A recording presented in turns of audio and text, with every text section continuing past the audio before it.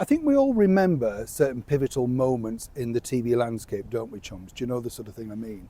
I think when you remember sort of a big soap opera ending that everybody went, ooh, and I don't think you get those moments in today's society, do you? Because we don't watch things as we did. We all sat round, didn't we, with, family and everything, and that was Saturday night or whatever, the big Friday night. I remember, correct me if I'm wrong here, but I remember when I first came to London, they had all of these big soap operas in the late 80s, whatever, and they all had, screening nights in bars and pubs to get you to go in there. So they put, which was unique then, right? Think about it. Big screens. So you could watch Dallas and Dynasty and The Ending and all that sort of stuff. And you think, wow, that would have been very unique and community led. We don't have that now, do we? It's all on our phones. But of course, one story that really warmed my heart was this particular one. Remember who shot JR, right? Larry Hagman playing, of course, J.R. Ewing, who I loved. And of course, I loved Sue Ellen, played by Linda Gray. Those lips could have had their own TV series, really, couldn't they? She made about 14 movements just for one word, like J.R. It was all a bit, but it was great, wasn't it? Great for impressionists, that sort of stuff. But did you know this? When Larry Hagman came to London, as ever, let me explain. Morning, good to see you, chums. Thank you so much. And do forgive my hair flying up and down. It's a little bit windy here. Nice to have your company. Thank you as ever for joining me.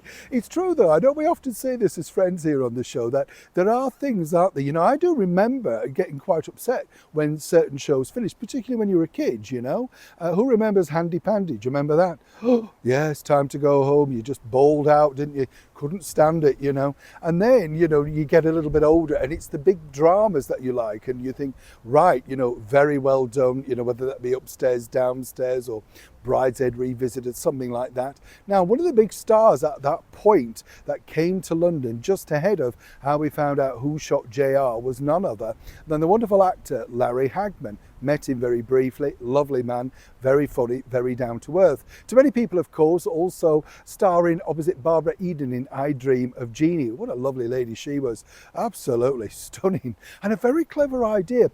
When entertainment was entertainment, right? I'm right. Now, JR was allowed to appear on that year's Royal Variety Performance. Now, a lot of people know that he dried, and that's the theatrical term for literally dried on stage. He came on and he started his song, and sadly for him, he forgot all the words. Now, he put it down to jet lag. When I interviewed him years later, he said he couldn't remember, he knew it, but he couldn't remember it in the order. We've all had those moments, Larry. But the thing is, his mum, Mary Martin, the Broadway star, came on and rescued him, which was a lovely thing to do.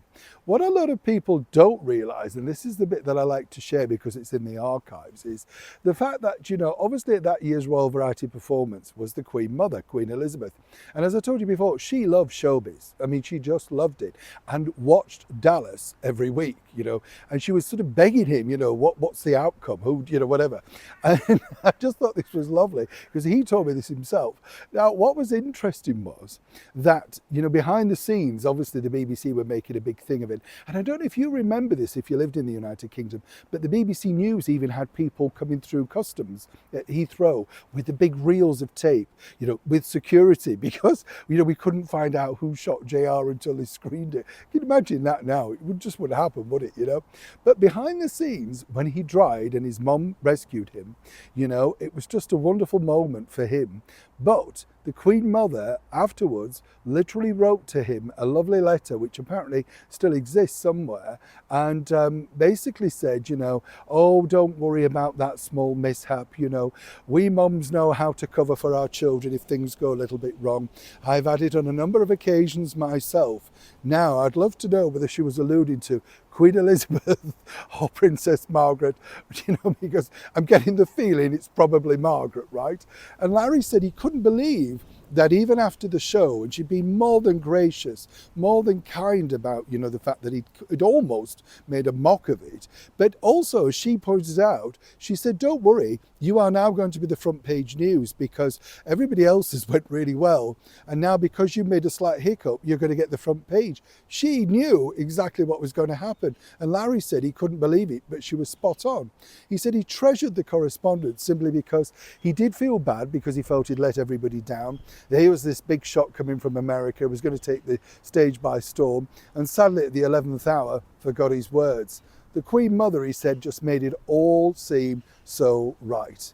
It's lovely to know, isn't it, that they can pick those moments and just go, yep, you know. And Larry, as I said, never forgot it. But what I liked about Larry was, I said, do you think you could remember it now? He started it and forgot it again. So clearly he'd never learnt it, had he? Neil Shaw, Kensington, London.